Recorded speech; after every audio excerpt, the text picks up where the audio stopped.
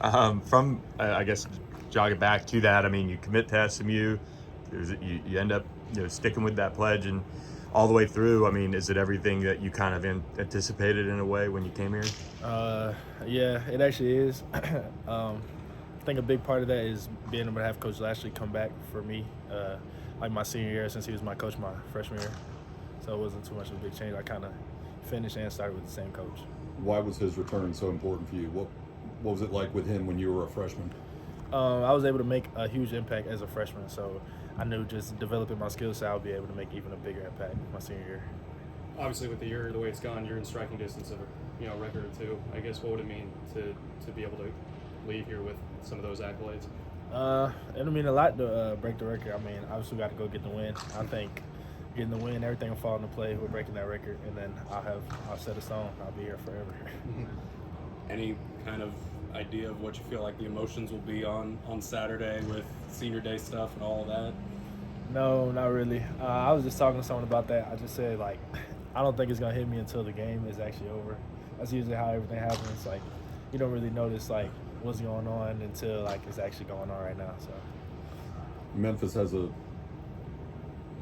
good pass defense. Your coach called them opportunistic because of all their interceptions. What do you see as the challenges Memphis presents for you on Saturday? Honestly, I just know coach is setting this up. Our whole game, our scheme, everything we're doing is going to be perfect for the game plan. Not anything specific for me. I'm just going to go out and do what I do every weekend. Tanner was pretty confident too. I think he said he feels like you guys are going to come out hot. I mean, obviously you guys have been very good all year, but where's that additional kind of swag, I guess, coming from?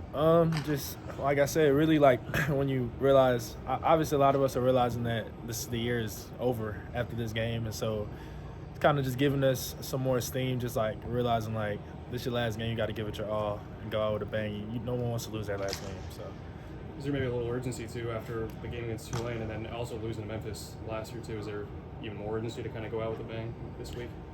No, not necessarily. Those games are old, so it's really just the game in front of us right now and being able to make sure we leave off of a win and they can start their season off of a win from this year. And just what does it mean? Obviously, Blitnikoff semifinalist, the Tyler Rose semifinalist. What does that mean to get that recognition?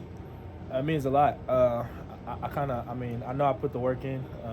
I'm just blessed that they're, giving me like they're showing me to the world, letting everyone know that I put the work in. And I just kind of knew that I was working as hard as I could to get to where I want to be. I didn't win the Blitnikoff yet, but I'm just keep balling until we get that final decision.